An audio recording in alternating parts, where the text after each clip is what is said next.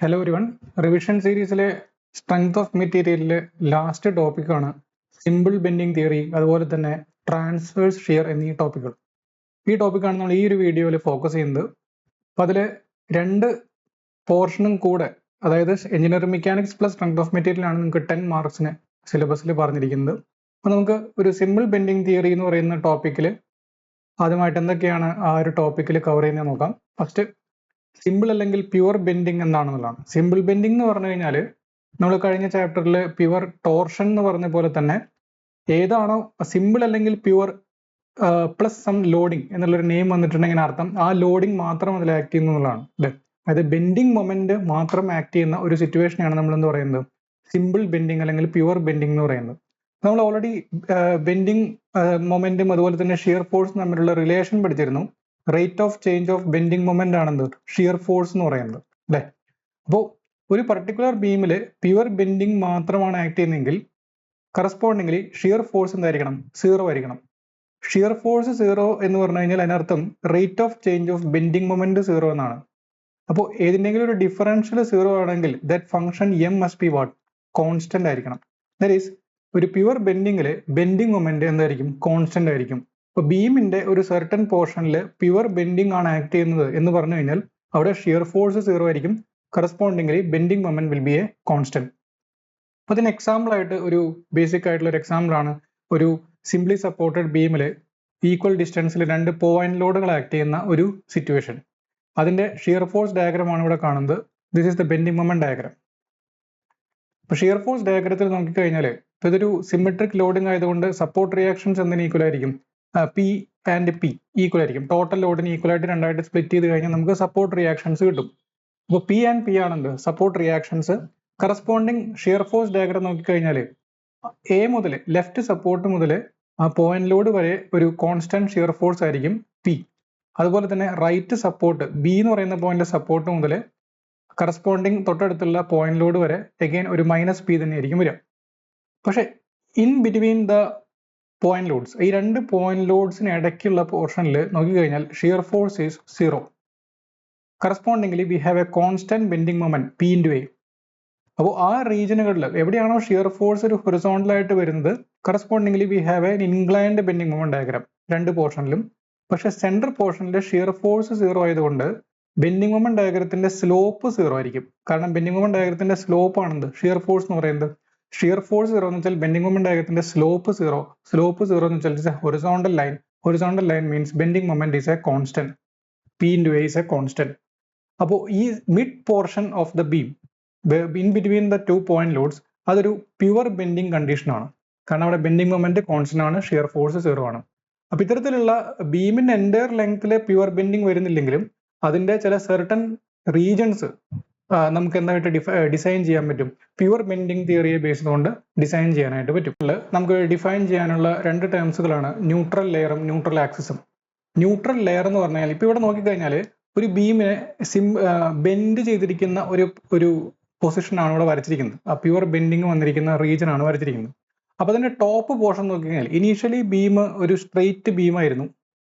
ഒരു rectangular cross section ആണ് ഇപ്പൊ അസ്യൂം ചെയ്തിരിക്കുന്നത്. ഈ റെക്ടാങ്കുലർ ക്രോസ് സെക്ഷനിൽ സ്ട്രെയിറ്റ് ആയിട്ടിരുന്ന ബീമിൽ ബെൻഡ് ചെയ്തതിന് ശേഷം നോക്കിക്കഴിഞ്ഞാൽ ഈ മുകളിലുള്ള ലെയറുകൾ നോക്കിക്കഴിഞ്ഞാൽ അത് ഉള്ളിലേക്കൊന്ന് വലിഞ്ഞു പോയ പോലെ അല്ലെ, കോൺട്രാക്റ്റഡ് ആയ പോലെ നമുക്ക് തോന്നും.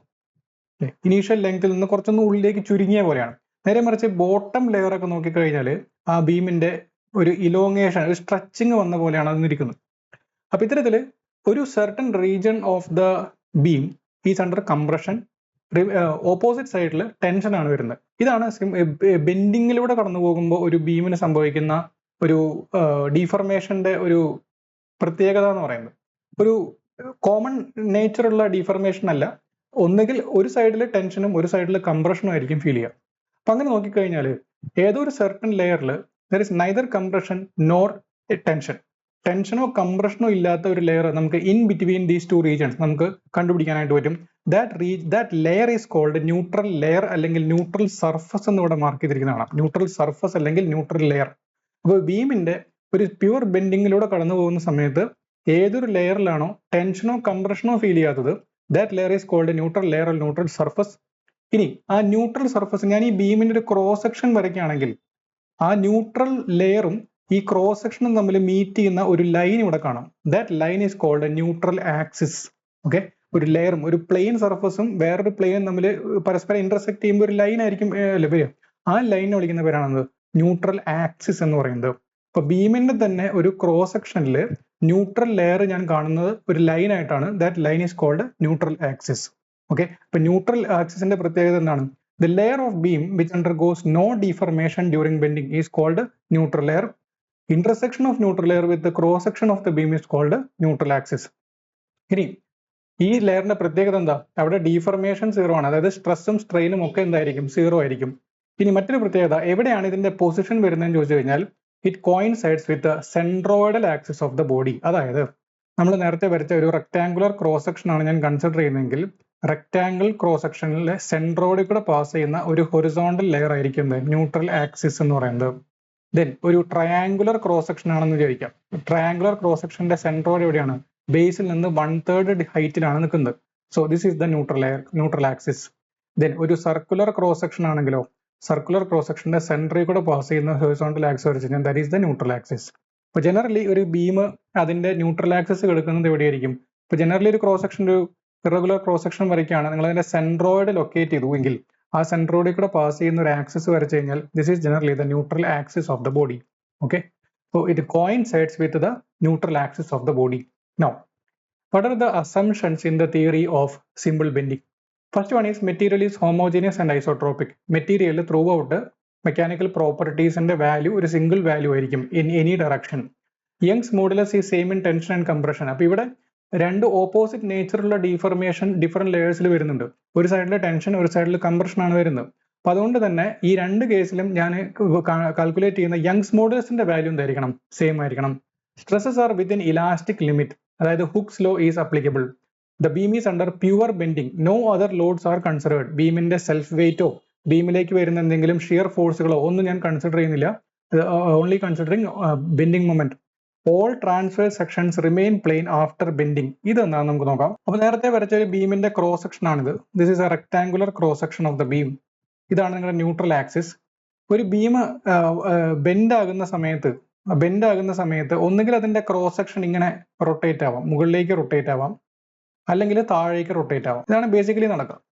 അപ്പോൾ ഇവിടെ ഈ ന്യൂട്രൽ ആക്സിസിനെ ബേസ് ചെയ്തുകൊണ്ടാണ് അത് റൊട്ടേറ്റ് ആവുന്നത്. ഇപ്പോൾ ഒരു ബീം റൊട്ടേറ്റ് ആവുന്നത് ഏത് ആക്സിനെ ബേസ് ചെയ്തുകൊണ്ടാണ്? That axis is the neutral axis. ഇപ്പൊ ന്യൂട്രൽ ആക്സിസ് നിന്ന് വെളിയിലേക്ക് പോകും തോറും കണ്ടോ ഇപ്പോഴും അതൊരു പ്ലെയിൻ സർഫസ് ആയിട്ട് തന്നെ റിമെയിൻ ചെയ്യണം, ഒരു ഫ്ലാറ്റ് സർഫസ് ആയിട്ട് തന്നെ റിമെയിൻ ചെയ്യണം. അതായത് ഈ രീതിയിലുള്ള ഒരു ഡീഫർമേഷൻ ഒരിക്കലും അവിടെ ഡെവലപ്പ് ചെയ്യാനായിട്ട് പാടില്ല. ദിസ് ഈസ് കോൾഡ് അഗെയിൻ നമ്മൾ ലാസ്റ്റ് ചാപ്റ്ററിൽ പറഞ്ഞ പോലെ തന്നെ ഒരു വാർപ്പിംഗ് എന്ന് പറയുന്ന ഒരു സിറ്റുവേഷൻ അവിടെ ഡെവലപ്പ് ചെയ്യാനായിട്ട് പാടില്ല. ഔട്ട് ഓഫ് ദ പ്ലെയിൻ, ആ പ്ലെയിൻ എന്ത് ചെയ്യരുത്? ബെൻഡ് ആവരുത്. So this is the assumption, very important assumption. All transfer section remain plane after bending. Beam is initially straight and bends into a circular arc. Next assumption എന്ന് പറയുന്നത് ഒരു circular ആർക്ക് ഫോമിലാണ് entire beam bend ആവുന്നത്. അപ്പൊ ഇതാണ് നിങ്ങളുടെ originally straight ആയിട്ടിരുന്ന beam. ഇതിലൊരു bending moment apply ചെയ്യുന്ന സമയത്ത് ഇതിന്റെ ന്യൂട്രൽ ലെയർ നോക്കിക്കഴിഞ്ഞാൽ അതൊരു സർക്കുലർ ആർക്കിന്റെ ഫോമിലേക്ക് ബെൻഡ് ആയിട്ടുണ്ടായിരിക്കണം. ഒരു ഇറഗുലർ ഫോമിലേക്ക് അല്ലെങ്കിൽ ഒരു വേറെ ഏതെങ്കിലും ഒരു കർവേച്ചറിന്റെ ഫോമിലേക്ക് അത് വരരുത്. It should be a circular arc. എന്ന് വെച്ച് കഴിഞ്ഞാൽ ഞാൻ ഇവിടുന്ന് പെർപെൻഡിക്കുലേഴ്സ് ഡ്രോപ്പ് ചെയ്യുകയാണെങ്കിൽ ഇതെല്ലാതും ഒരു കോമൺ പോയിന്റിൽ വന്ന് മീറ്റ് ചെയ്യണം. That common point is the centre of curvature.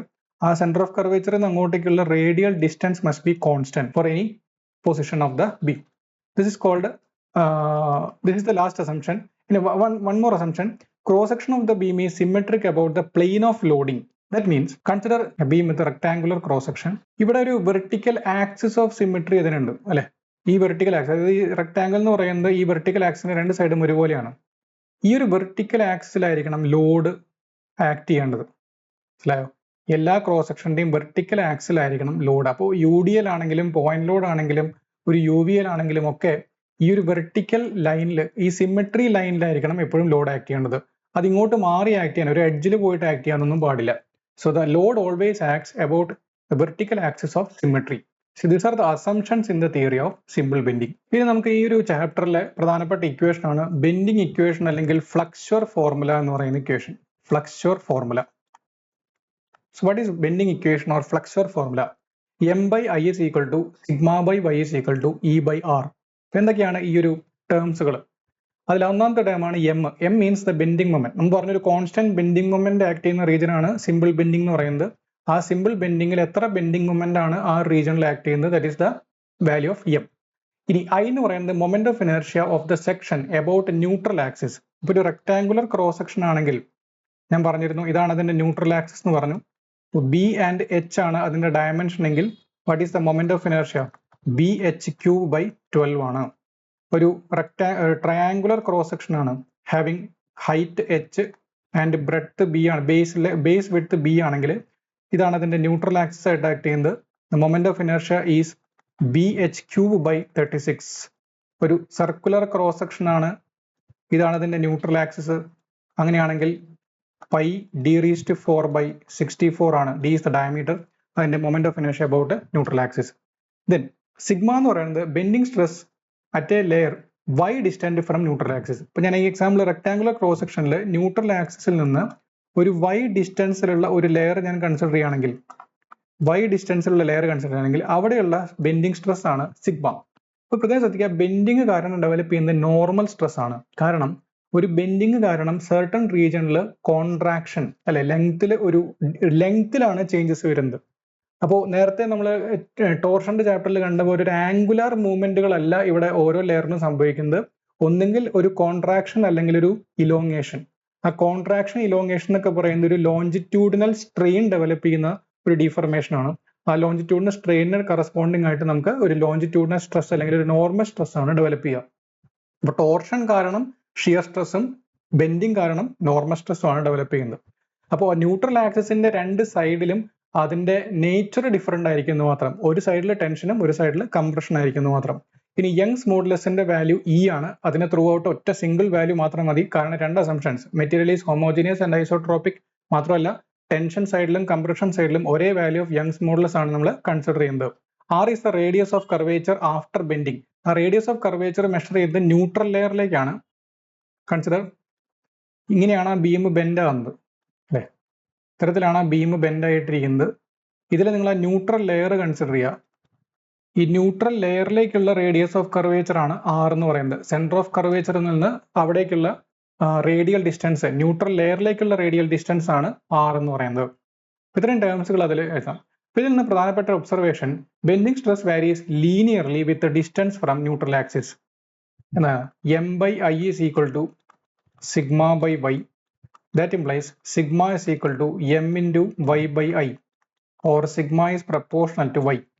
Bending stress is directly proportional to distance from neutral axis. അപ്പോൾ കൂടുതൽ ന്യൂട്രൽ ആക്സിസിൽ നിന്ന് അകലും തോറും അവിടെ ഉണ്ടാകുന്ന ഡീഫോർമേഷൻ കൂടുതലായിരിക്കും. നോക്കൂ, ഇങ്ങനെയാണ് ഒരു ക്രോസ് സെക്ഷൻ നിന്നിരുന്നത്. This A cross section, rectangular cross section of the beam. ഈ റെക്ടാങ്കുലർ ക്രോസ് സെക്ഷൻ ബെൻഡിങ് കടന്നു പോകുന്ന സമയത്ത് ഇത്തരത്തില് ഒരു റൊട്ടേഷൻ അതിന് സംഭവിച്ചിട്ടുണ്ടായിരിക്കും. ന്യൂട്രൽ ആക്സിനെ ബേസ് ചെയ്തുകൊണ്ട് ഒരു റൊട്ടേഷൻ അതിന് സംഭവിച്ചിട്ടുണ്ടായിരിക്കും അല്ലെ. ഓക്കെ, ഇങ്ങനെയായിട്ട് മാറും. ഇപ്പൊ ഒരു സെർട്ടൺ ആംഗുലാർ മൂവ്മെന്റ് അവിടെ സംഭവിച്ചിട്ടുണ്ട്. അപ്പോൾ അതിൽ ഓരോ ലെയറിലും ഒരു സ്ട്രെച്ചിങ് ഉണ്ടോ, സ്ട്രെച്ചിങ് സംഭവിച്ചിട്ടുണ്ട്. അപ്പൊ ഇനീഷ്യലി ഇങ്ങനെ നിന്നിരുന്ന ആ ഒരു ലെയറിന്റെ സൈഡ് വ്യൂ ആണ് ഞാൻ വരയ്ക്കുന്നത്. അത് ഇത്തരത്തില് ന്യൂട്രൽ ആക്സിനെ ബേസ് ചെയ്തുകൊണ്ട് ടിൽറ്റ് ആയിട്ട് പോയി. അങ്ങനെ ടിൽറ്റ് ആയിട്ട് വരുമ്പോൾ ഇത്രയും ഭാഗം ഈ ഇലോങ്ങേഷൻ ഇവിടെ ഒരു കോൺട്രാക്ഷൻ സംഭവിച്ചിട്ടുണ്ടായിരിക്കും. ആ ഇലോങ്ങേഷന്റെ റേറ്റ് കണ്ടോ, ഈ ന്യൂട്രൽ ആക്സിസിൽ 0 ആണ്. പക്ഷെ away from the neutral axis കൂടുതൽ ഇലോങ്ങേഷൻ അവിടെ സംഭവിച്ചിട്ടുണ്ട് ഡെൽറ്റയിൽ. അപ്പോൾ it is directly proportional to distance from neutral axis. ആ ഒരു വേരിയേഷൻ, അപ്പോൾ എവിടെയാണോ ആ സ്ട്രെയിൻ കൂടുതലായിട്ട് ഡെവലപ്പ് ചെയ്യുന്നത് അവിടെ കൂടുതൽ സ്ട്രെസ് ഡെവലപ്പ് ചെയ്യും. ആ ലോഡ് നമ്മൾ കോൺസ്റ്റന്റ് ആണ്. എൻ്റെ ക്രോസ് സെക്ഷനിൽ ബെൻഡിങ് മൊമെന്റ് കോൺസ്റ്റന്റ് ആണ്. പക്ഷെ അതിനനുസരിച്ച് ന്യൂട്രൽ ആക്സിൽ നിന്നുള്ള ഡിസ്റ്റൻസിനനുസരിച്ച് ഡീഫർമേഷൻ കൂടുന്നു. ഡീഫർമേഷൻ കൂടിക്കഴിഞ്ഞാൽ സ്ട്രെയിൻ കൂടുന്നു. സ്ട്രെയിൻ കൂടിക്കഴിഞ്ഞാൽ കറസ്പോണ്ടിംഗ്ലി സ്ട്രെസ് കൂടുതലായിരിക്കും. കാരണം സ്ട്രെസ് എന്ന് പറഞ്ഞാൽ സ്ട്രെയിനിനെ റെസിസ്റ്റ് ചെയ്യാൻ വേണ്ടിയിട്ട് ഡെവലപ്പ് ചെയ്യുന്നതാണ്.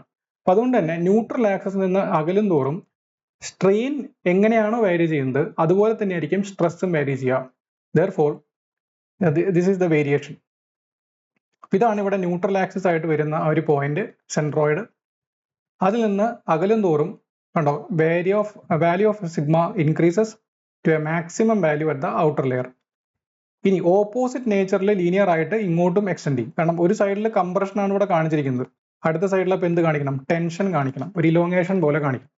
അപ്പോൾ ഇതാണ് variation of bending stress along neutral axis. അപ്പോൾ ഞാനൊരു റെക്ടാങ്കുലർ ക്രോസ് സെക്ഷൻ വരയ്ക്കാം. ഈ റെക്ടാങ്കുലർ ക്രോസ് സെക്ഷനിൽ നമ്മൾ ആദ്യമേ എന്ത് ലൊക്കേറ്റ് ചെയ്യണം? ന്യൂട്രൽ ആക്സിസ് ലൊക്കേറ്റ് ചെയ്യണം. This is the neutral axis. ഇനി അതിന്റെ വേരിയേഷൻ ഒന്ന് കാണിക്കുകയാണെങ്കിൽ ടോപ്പ് സൈഡിൽ ടെൻഷൻ ആണ് ഞാൻ കാണിക്കുന്നത് എക്സാമ്പിൾ ആയിട്ട്, ബോട്ടം സൈഡിൽ കംപ്രഷൻ ആണ് കാണിക്കുന്നത്. ഓക്കെ, നൗ ഇതിനെ ലീനിയർ ആയിട്ട് ജോയിൻ ചെയ്ത് കഴിഞ്ഞാൽ എനിക്ക് എന്ത് കിട്ടുന്നു? വേരിയേഷൻ ഓഫ് ബെൻഡിങ് സ്ട്രെസ് കിട്ടുന്നു. വേരിയേഷൻ ഓഫ് ബെൻഡിങ് സ്ട്രെസ് കിട്ടുന്നു. ഇനി പ്രത്യേകത വരുന്നത് ഒരു ട്രയാങ്കുലർ ക്രോസ് സെക്ഷന്റെ കേസിലാണ്. ട്രയാങ്കുലർ ക്രോസ് സെക്ഷൻ എന്ന് പറഞ്ഞു കഴിഞ്ഞാൽ അതിന്റെ ന്യൂട്രൽ ആക്സിസ് കറക്റ്റ് ഹാഫ് ഡെപ്തിലല്ല.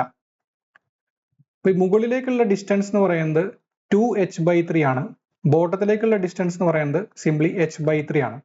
അപ്പോൾ ഏറ്റവും കൂടുതൽ ബെൻഡിങ് സ്ട്രെസ് ഡെവലപ്പ് ചെയ്യുന്നത് ഈ ഏറ്റവും അകലെ കിടക്കുന്ന ന്യൂട്രൽ ആക്സിന് ഏറ്റവും അകലെ കിടക്കുന്ന ഈ ഒരു ടോപ്പ് ലെയറിൽ വെർട്ടക്സിന്റെ പോയിന്റിലായിരിക്കും. അവിടെയുള്ള ലെയേഴ്സിനാണ് മാക്സിമം ബെൻഡിങ് സ്ട്രെസ് ഡെവലപ്പ് ചെയ്യുക. ഇവിടെ വേരിയേഷൻ വരയ്ക്കുമ്പോൾ ടോപ്പിൽ ഒരു ലാർജ് വാല്യൂ ഓഫ് സ്ട്രെസ് കാണിക്കണം, ബോട്ടം ഒരു ചെറിയ വാല്യൂ ഓഫ് സ്ട്രെസ് വരാൻ പാടുള്ളൂ. So this is the neutral axis. ഇത് ലീനിയർ ആയിട്ട് ജോയിൻ ചെയ്ത് കഴിഞ്ഞാൽ കണ്ടോ, this is the sigma max. ആ എൻറ്റയർ ക്രോസ് സെക്ഷനിൽ ഡെവലപ്പ് ചെയ്യുന്ന മാക്സിമം ബെൻഡിങ് സ്ട്രെസ് എന്ന് പറയുന്നത് വെർട്ടക്സ് പോയിന്റിലേക്കായിരിക്കും ഡെവലപ്പ് ചെയ്യുക.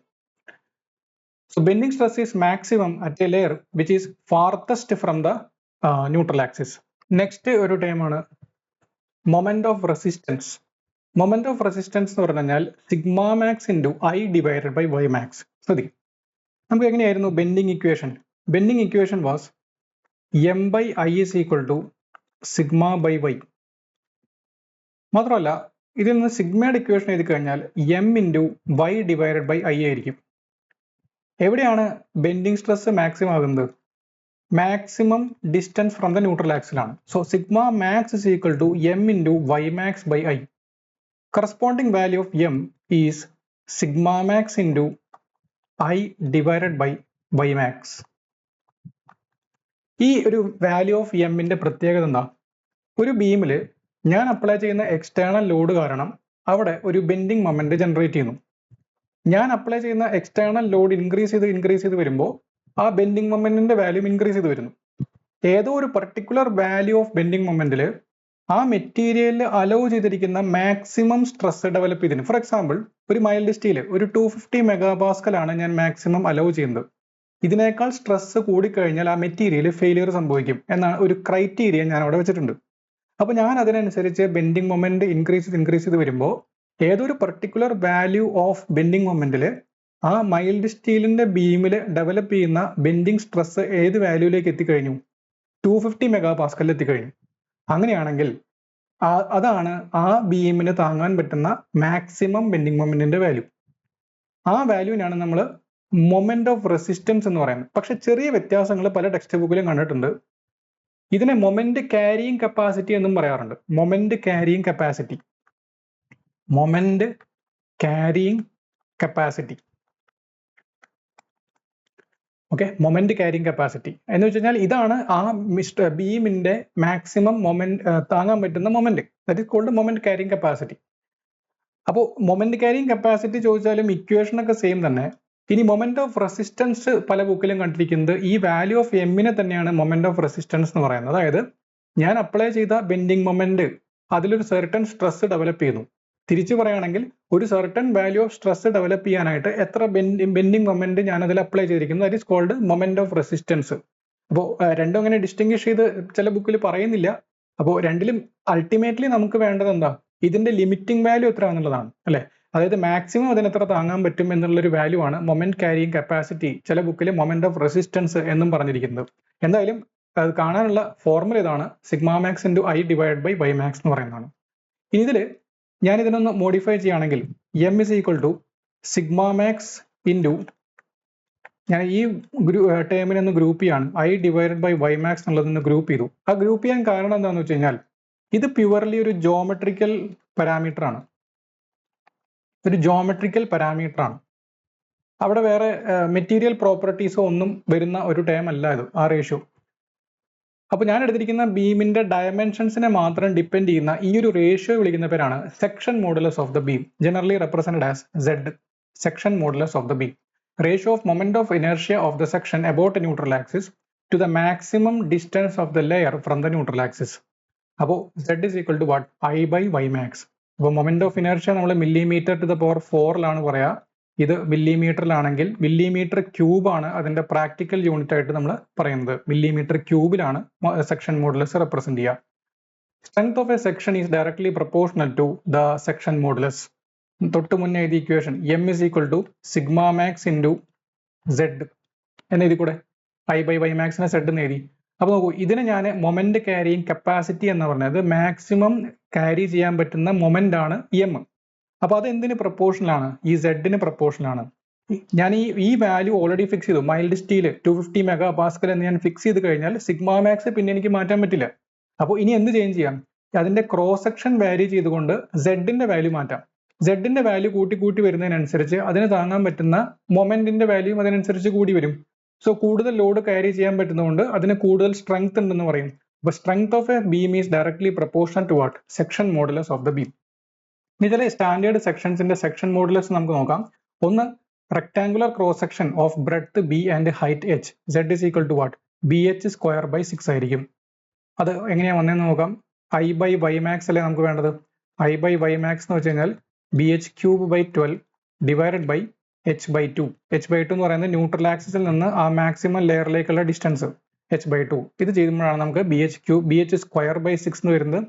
ഇതേപോലെ തന്നെ നമുക്ക് സർക്കുലർ ക്രോസ് സെക്ഷൻ എടുക്കുകയാണെങ്കിൽ πd³/32 എന്നാണ് വരുന്നത്. And for a triangular cross section of base width B and height D ആണെങ്കിൽ BD²/24 ആണ് അതിന്റെ സെക്ഷൻ മോഡുലസിന്റെ വാല്യൂ വരുന്നത്.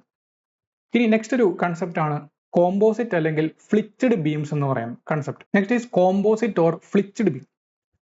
It's a beam made of more than one material. ഒരു കോമ്പോസിറ്റ് നിർമ്മിക്കുക എന്ന് പറയുമ്പോൾ നമ്മൾ എങ്ങനെയാണ് പറയാറ്? ഒന്നിലധികം മെറ്റീരിയൽ വെച്ചുകൊണ്ട് ചെയ്യാം. അപ്പോൾ അതേപോലെ തന്നെ ഒന്നിലധികം മെറ്റീരിയലിന്റെ പ്രോപ്പർട്ടീസ് കമ്പൈൻ ചെയ്യാൻ വേണ്ടിയിട്ട്, പോസിറ്റീവ് ആയിട്ടുള്ള അതിന്റെ പ്രോപ്പർട്ടീസ് കമ്പൈൻ ചെയ്യാൻ വേണ്ടിയിട്ട് നമ്മൾ എന്ത് ചെയ്യുന്നു? ആ മെറ്റീരിയൽസിനെ കമ്പൈൻ ചെയ്യുന്നു. ദാറ്റ് ഈസ് കോൾഡ് കോമ്പോസിറ്റ് അല്ലെങ്കിൽ ഫ്ലിച്ചഡ് ബീം. ഇവിടെ എക്സാമ്പിൾ ആയിട്ട് ഇവിടെ കാണിച്ചിരിക്കുന്നത് ഒരു വുഡൻ ബീം. ഈ വുഡൻ ബീമിലേക്ക് സ്റ്റീലിന്റെ 2 ബീംസ് റീഇൻഫോഴ്സ്മെന്റ് പോലെ കൊടുത്തിരിക്കുകയാണ്. സ്റ്റീലിന്റെ 2 ബീംസുകൾ, 2 സ്ട്രാപ്പുകൾ അതിന് ചുറ്റുമായിട്ട് വെച്ചിരിക്കുക. അപ്പോൾ ബീം എന്ന് പറയുന്നത് ഇപ്പോൾ ഒരു സിംഗിൾ മെറ്റീരിയൽ അല്ല. അതുകൊണ്ട് തന്നെ നമ്മൾ ആദ്യമേ വെച്ച ഹോമോജീനിയസ് ആൻഡ് ഐസോട്രോപിക് എന്ന് പറയുന്ന അസംഷൻ ഇവിടെ തന്നെ അത് വയലേറ്റ് ചെയ്യപ്പെടുകയാണ് ചെയ്യുന്നത്. അതുകൊണ്ട് നേരത്തെ പറഞ്ഞ ആ തിയറി ഡയറക്റ്റ് ആയിട്ട് നമുക്ക് ഇതിലേക്ക് അപ്ലൈ ചെയ്യാൻ പറ്റില്ല. നമ്മുടെ അസംഷൻസ് സാറ്റിസ്ഫൈ ചെയ്യാത്തത് കൊണ്ട് ഇതിലേക്ക് ഡയറക്റ്റ് ആയിട്ട് അപ്ലൈ ചെയ്യാനായിട്ട് പറ്റില്ല. മാത്രമല്ല, നിങ്ങൾ സ്റ്റാൻഡേർഡ് ആയിട്ട് പഠിക്കുന്ന ചില റിസൾട്ടുകൾ ഉണ്ട്. ഒരു rectangular cross section having breadth B height H ആണെങ്കിൽ ഈ കറക്റ്റ് സെൻട്രോയിഡ് എന്ന് പറയുന്നത് കറക്റ്റ് മിഡ് പോയിന്റിലായിരിക്കും. ഇതൊക്കെ വാലിഡ് ആവണമെങ്കിൽ ആ എൻറ്റയർ മെറ്റീരിയൽ സെയിം ആയിരിക്കണം. എൻറ്റയർ ക്രോസ് സെക്ഷനിലെ മെറ്റീരിയൽ സെയിം ആണെങ്കിൽ മാത്രമേ ഈ പറഞ്ഞ റിസൾട്ടുകളൊക്കെ വാലിഡ് ആവുള്ളൂ. അപ്പൊ ഇത് മൾട്ടിപ്പിൾ മെറ്റീരിയൽസ് വരുന്നത് കൊണ്ട് തന്നെ നമ്മൾ നേരത്തെ പറഞ്ഞ റിസൾട്ടുകൾ ഡയറക്റ്റ് ആയിട്ട് ഇതിൽ അപ്ലൈ ചെയ്യാൻ പറ്റില്ല. അപ്പൊ അതിന് വേണ്ടിയിട്ട് നമ്മൾ ഇതിന് ഇക്വാലന്റ് ആയിട്ടുള്ള സിംഗിൾ മെറ്റീരിയൽ കൊണ്ടുള്ള ഒരു ബീമായിട്ട് ഇതിനെ റീപ്ലേസ് ചെയ്യും. That beam is called equivalent beam. Equivalent beam എന്നാണ് പറയാ. അങ്ങനെ റീപ്ലേസ് ചെയ്യാനുള്ള ഒരു കൺവേർഷൻ ഫാക്ടർ ആയിട്ട് ആക്ട് ചെയ്യുന്ന ഒരു ടേം ആണ് മോഡുലാർ റേഷ്യോ എന്ന് പറയുന്നത്. Modular ratio, it is equal to the ratio of Young's modulus of the 2 materials in a composite beam. Generally that modular ratio is equal to, പല symbols ഉപയോഗിക്കാറുണ്ട്, ഞാനിവിടെ M എന്ന് ഉപയോഗിക്കുകയാണ്, Young's modulus of steel by Young's modulus of wood. Example ആയിട്ട് പറയാം. ഇപ്പോൾ ഇവിടെ വുഡിന്റെയും സ്റ്റീലിന്റെയും 2 material ആയതുകൊണ്ട് അതിന്റെ റേഷ്യോ എടുക്കുന്നു. Generally it is greater than 1. Okay, higher strength, higher Young's modulus by lower value of Young's modulus ആണ് ജനറലി നമ്മൾ കൊടുക്കാറ്. അതുകൊണ്ട് ഇതിന്റെ വാല്യൂ ജനറലി ഗ്രേറ്റർ ദാൻ 1 ആയിരിക്കും. ഓക്കെ, എങ്ങനെയാണ് ഇതൊരു കൺവേർഷൻ ചെയ്യാന്നുള്ളത് നമുക്ക് നോക്കാം. കൺസിഡർ, നിങ്ങൾക്കൊരു നേരത്തെ പറഞ്ഞ കോമ്പോസിറ്റ് ബീമിന്റെ ഭാഗമാണ് എടുക്കുന്നത്.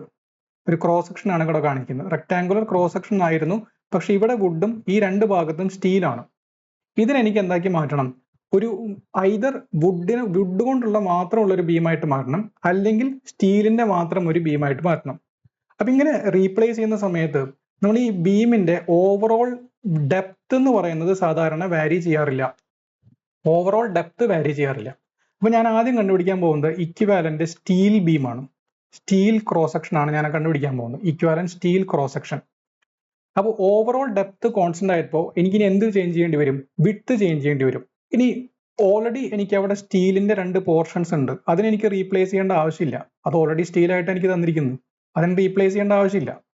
അപ്പൊ എനിക്ക് റീപ്ലേസ് ചെയ്യേണ്ടത് ആ നടുക്കുള്ള ആ വുഡ് പോർഷനെ ഇക്വാലന്റ് ആയിട്ടുള്ള ഒരു സ്റ്റീൽ പോർഷനായിട്ട് കൺവേർട്ട് ചെയ്യണം അല്ലെ. ഒന്ന് ആലോചിച്ച് നോക്കുക.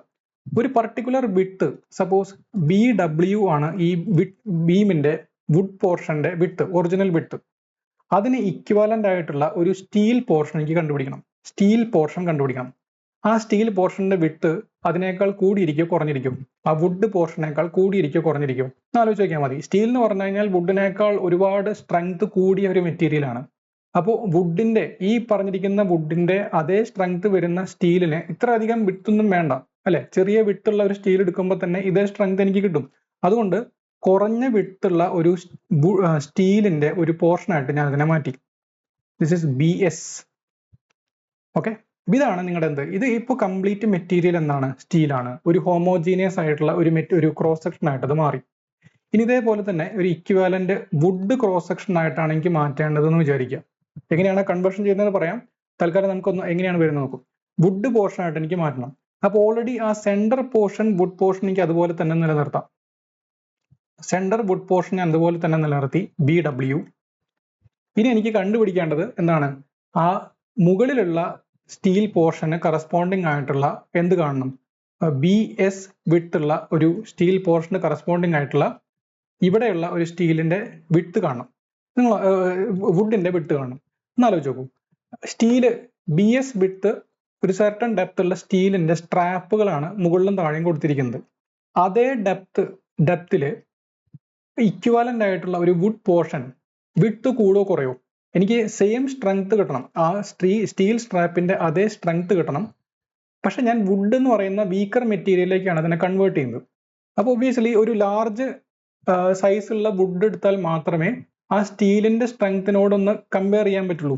അതുകൊണ്ട് തന്നെ ഞാനിവിടെ എടുക്കാൻ പോകുന്ന വുഡിന്റെ വിഡ്ത്ത് എന്തായിരിക്കും? വളരെ കൂടുതലായിരിക്കും. വുഡിന്റെ വിഡ്ത്ത് വളരെ കൂടുതലായിരിക്കും. ഓക്കെ, വുഡിന്റെ വിഡ്ത്ത് കൂടുതലായിരിക്കും. ഈ രണ്ട് സൈഡിലും ഒരു ലാർജ് വിഡ്ത്തുള്ള സെയിം ഡെപ്ത് ഉള്ള ഒരു വുഡ് പോർഷനായിട്ട് ഞാൻ അതിനെ കമ്പയർ ചെയ്തു. ഇനി എല്ലാതും എന്താണ്? വുഡാണ്. അപ്പൊ അഗെയിൻ ഒരു യൂണിഫോം മെറ്റീരിയൽ ആയിട്ട് അതിനെ മാറ്റി. Suppose this is BW. ഞാനത് കൺഫ്യൂഷൻ വരും, സിമ്പിൾസ് ഒന്ന് മാറ്റുന്നുണ്ട്. ഒറിജിനൽ ഡെപ്തുകളൊക്കെ ഞാൻ ക്യാപിറ്റൽ B ആയിട്ട് എടുക്കുകയാണ്. ഒറിജിനൽ ആയിട്ടുള്ള കോമൺ വിഡ്ത്തിനെ ഞാൻ B ആയിട്ട് എടുക്കുകയാണ്. ഞാൻ റീപ്ലേസ് ചെയ്ത വിഡ്ത്ത് BS, അതുപോലെ തന്നെ റീപ്ലേസ് ചെയ്ത വിഡ്ത്ത് ഇത് ക്യാപിറ്റൽ B തന്നെയാണ്. റീപ്ലേസ് ചെയ്ത വിഡ്ത്ത് എന്ന് പറയുന്നത് BW. അപ്പോൾ കൺഫ്യൂഷൻ ഒഴിവാകും. ഇനി എങ്ങനെ കൺവേർട്ട് ചെയ്യാം? ഈ കൺവേർഷൻ ഫാക്ടർ ആണ് മോഡുലാർ റേഷ്യോ. അതായത് മോഡുലാർ റേഷ്യോ കൊണ്ട് ഒന്നുകിൽ എനിക്ക് മൾട്ടിപ്ലൈ ചെയ്യേണ്ടി വരും, അല്ലെങ്കിൽ ഡിവൈഡ് ചെയ്യേണ്ടി വരും. അപ്പോൾ ഒറിജിനൽ വിഡ്ത്ത് ആയിട്ടുള്ള ഈ വുഡിന്റെ വിഡ്ത്തിനെ എനിക്ക് BS എന്ന് പറയുന്ന ചെറിയ വിഡ്ത്തിലേക്ക് കുറയ്ക്കണമെങ്കിൽ ഞാൻ എന്ത് ചെയ്യേണ്ടി വരും? BS will B equal to what?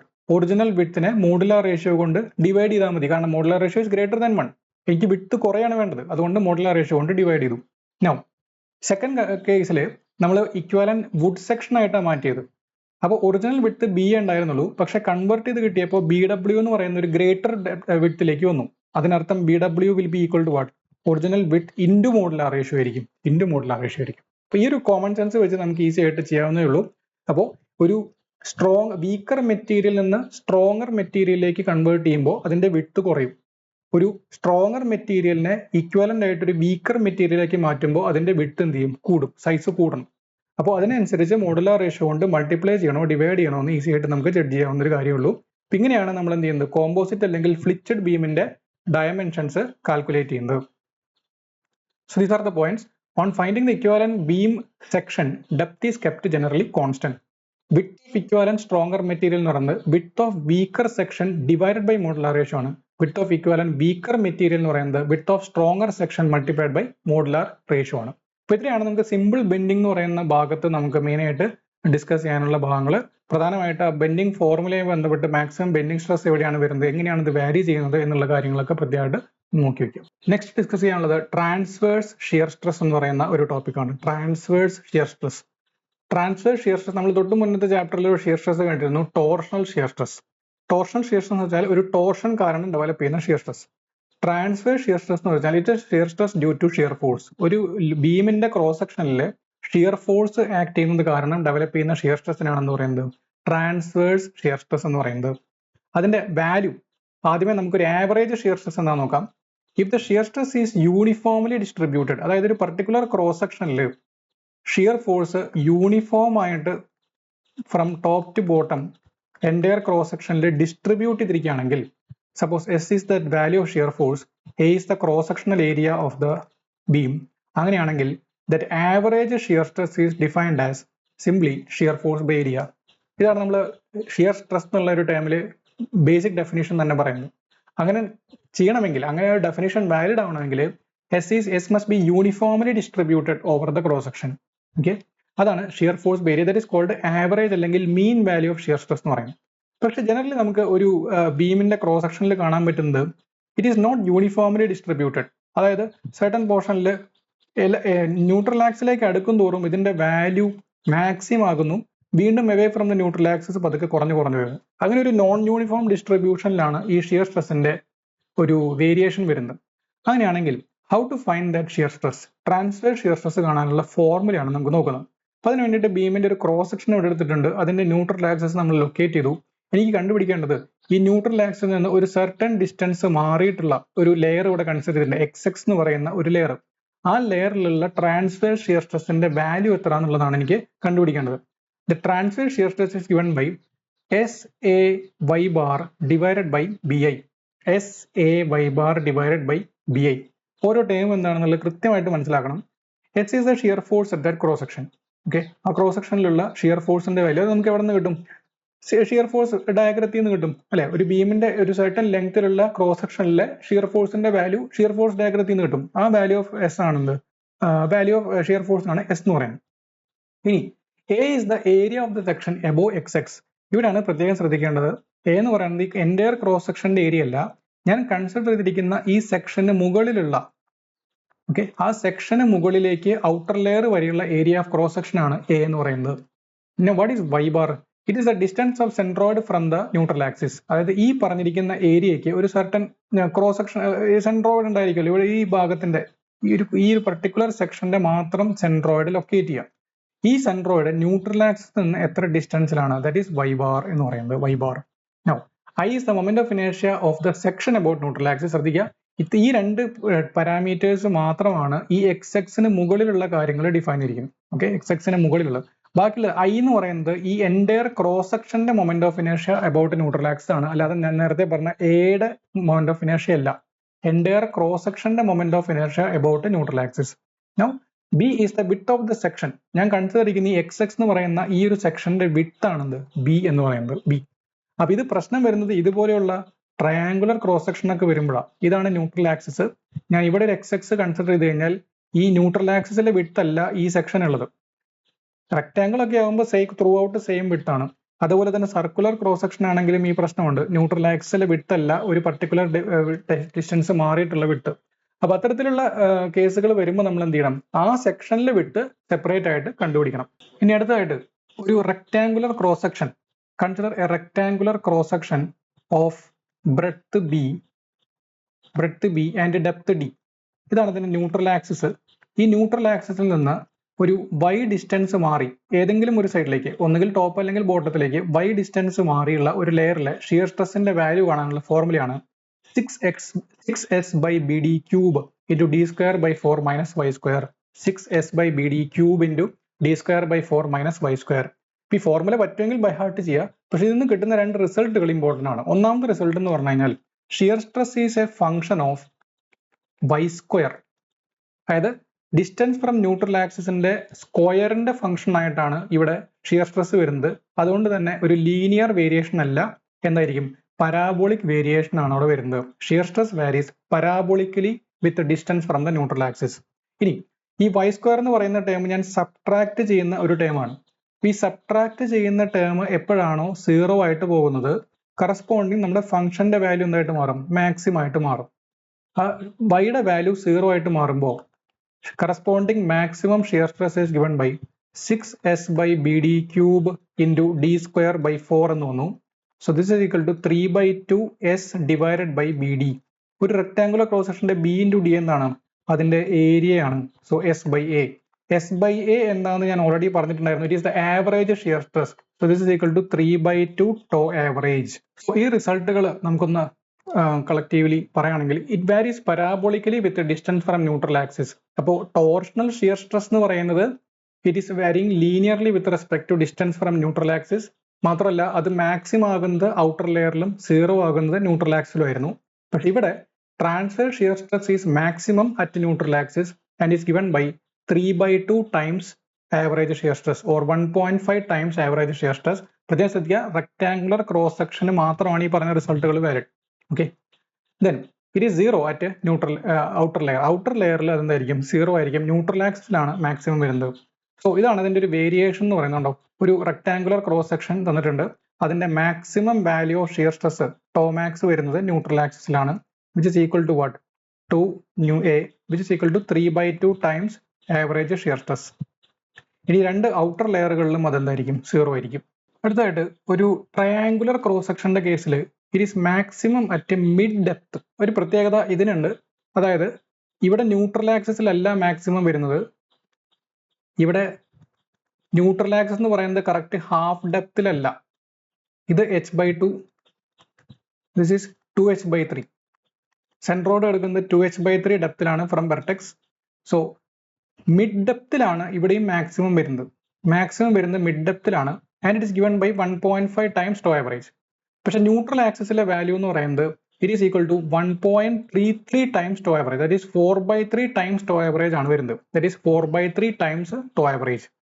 Now it is zero at outer layers. Outer ലെയേഴ്സിലൊക്കെ സീറോ ആണ്.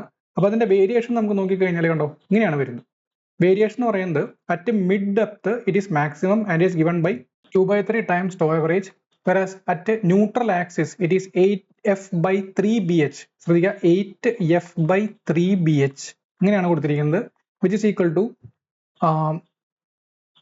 f divided by 3/8bh or it is equal to f divided by 3/4 into half bh. Half B H എന്ന് വെച്ചാൽ area അല്ലേ. So this is equal to 4/3 times F divided by area. F എന്ന് ഉദ്ദേശിക്കുന്നത് it is a shear force S. So this is equal to 4/3 times tau average. അപ്പോൾ രണ്ട് values പഠിച്ചു വയ്ക്കുക. ഒന്ന് മിഡ് ഡെപ്തിലുള്ള വാല്യൂ. മിഡ് ഡെപ്തിൽ നമുക്ക് മാക്സിമം വാല്യൂ ആണ് വരുന്നത്, which is equal to 3/2 times ആണ്. So 3/2 times tau average.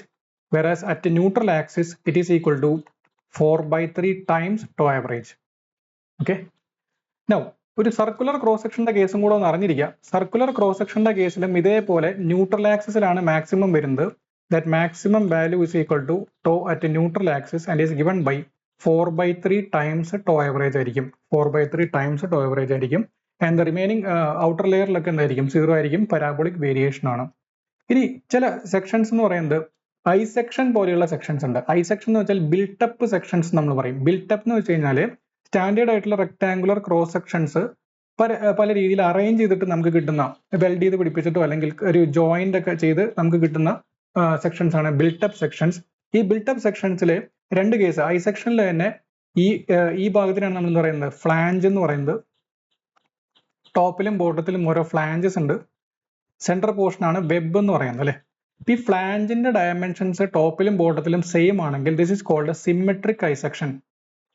Versus ഇത് രണ്ട് ഡിഫറെന്റ് ഫ്ലാഞ്ചസ് ആണെങ്കിൽ അതിനെ അൺസിമെട്രിക് ഐ സെക്ഷൻസ് എന്ന് പറയും. Unsymmetric I section. ഇപ്പൊ സിമെട്രിക് ആണെങ്കിലും അൺസിമെട്രിക് ആണെങ്കിലും നമുക്ക് ആ വേരിയേഷൻ ഞാനൊന്ന് പ്ലോട്ട് ചെയ്യുകയാണെങ്കിൽ ശ്രദ്ധിക്കുക. വേരിയേഷൻ പ്ലോട്ട് ചെയ്യുകയാണെങ്കിൽ ഒരു this is the variation, A small parabola, ചെറിയൊരു പരാബോള ആദ്യം വരയ്ക്കാം. രണ്ട് സെക്ഷനിൽ നിന്നും ചെറിയ പരാബോള വരയ്ക്കാം, സിമെട്രിക് ആയതുകൊണ്ട്. ദെൻ ഈ പോർഷന്റെ വിഡ്ത്ത്, വെബ് പോർഷന്റെ വിഡ്ത്ത് വളരെ കുറവാണ്. മാത്രമല്ല നമ്മൾ ഷിയർ സ്ട്രെസിന്റെ എക്സ്പ്രഷനിൽ SA/y bar divided by BA എന്നാണ് കൊടുത്തത്. ഇപ്പൊ വിഡ്ത്ത് വളരെ കുറഞ്ഞ വെബ് സെക്ഷനിൽ ഷിയർ സ്ട്രെസിന്റെ വാല്യൂ ഒരു ഹ്യൂജ് വാല്യൂ ആയിരിക്കും. അതുകൊണ്ട് സഡൻ ആയിട്ട് ഇവിടെ ഒരു ജമ്പ് കാണാം. നമ്മുടെ ഡയഗ്രത്തിൽ ഒരു ലാർജ് വാല്യൂ ഓഫ് ഷിയർ സ്ട്രെസ്സിലായിരിക്കും ഈ വെബ് പോർഷനിൽ ഡെവലപ്പ് ചെയ്യുക. ഇവർ തമ്മിൽ ജോയിൻ ചെയ്ത് കഴിഞ്ഞാൽ നമുക്ക് എന്ത് കിട്ടും? ഒരു കണ്ടിന്യൂസ് കർവ് ആയിട്ട് വരുന്നു. ഇതാണ് ആ വേരിയേഷൻ ഓഫ് ഷിയർ സ്ട്രെസ് ആയിട്ട് വരുന്നത്. ഓക്കെ, ഒരു ചെറിയ പരാബോള, അതിന് അവിടെ വാല്യൂ ഓഫ് ഷിയർ സ്ട്രെസ് കുറയാൻ കാരണം അവിടെ ലാർജ് വിഡ്ത്തുള്ള പോർഷനാണ് ഈ രണ്ട് ഫ്ലാഞ്ച് പോർഷൻസ്. അവിടെ ഷിയർ സ്ട്രെസ്സിന്റെ വേരിയേഷൻ, ഷിയർ സ്ട്രെസ് വളരെ കുറവായിരിക്കും. ഇനി ഈ ഫ്ലാഞ്ച് പോർഷനിൽ, വെബ് പോർഷനിൽ വരയ്ക്കുമ്പോൾ ഒരു ലാർജ് വാല്യൂ ഓഫ് ഷിയർ സ്ട്രെസ്സിലായിരിക്കും അത് എക്സിസ്റ്റ് ചെയ്യുക, കാരണം അവിടെ വിഡ്ത്ത് വളരെ കുറവാണ്. Then simply join these two curves. ഇതാണ് വേരിയേഷൻ. ഇനി ഒരു അൺസിമെട്രിക്കൽ ഐ സെക്ഷൻ ആയിട്ട് മാറുന്ന സമയത്ത്, when the section is unsymmetrical section ആണെങ്കിൽ അഗെയിൻ സിമിലർ വേരിയേഷൻ തന്നെയാണ് വരുന്നത്. നോക്കാം, there is a small, ഇവിടെ വിഡ്ത്ത് കുറച്ചും കൂടെ കൂടുതലാണ് അല്ലെ, കുറച്ചും കൂടെ കൂടിയ വിഡ്ത്താണ്. ദെൻ ഇവിടെ കുറച്ച് കുറഞ്ഞ വിഡ്ത്താണ്. Then there is a large value. ഇവിടെ ന്യൂട്രൽ ആക്സസ് ഒന്ന് മാർക്ക് ചെയ്യുകയാണെങ്കിൽ ലാർജ് ഫ്ലാഞ്ചിന്റെ അടുത്തായിരിക്കും ന്യൂട്രൽ ആക്സ്, നമ്മൾ മുന്നേ ഡിസ്കസ് ചെയ്തിട്ടുണ്ട്. സോ ന്യൂട്രൽ ആക്സിലേക്ക് ഒരു maximum value and then again decreases tau max, ഇങ്ങനെയാണ് വരും. അപ്പൊ എനിവേ ബിൽട്ടപ്പ് സെക്ഷൻസ് ആണെങ്കിലും നമുക്ക് പരാബോളിക് വേരിയേഷൻ തന്നെയാണ് വരിക. ന്യൂട്രൽ ആക്സിസിൽ തന്നെയായിരിക്കും എന്ത് അതിന്റെ വാല്യൂ മാക്സിമം ആവുന്നത്. Tau max is at neutral axis. അപ്പൊ അതിന്റെ കൃത്യമായിട്ടുള്ള വാല്യൂ എന്ന് പറയുന്നത് അതിന്റെ വെബിന്റെയും ഫ്ലാഞ്ചിന്റെയും ഒക്കെ സൈസിനെ ഡിപ്പെൻഡ് ചെയ്തിരിക്കും. അതിന് കൃത്യമായിട്ടുള്ള ഫോർമുല ഒന്നുമില്ല, നമ്മൾ കാൽക്കുലേറ്റ് ചെയ്യാണ് ചെയ്യാം.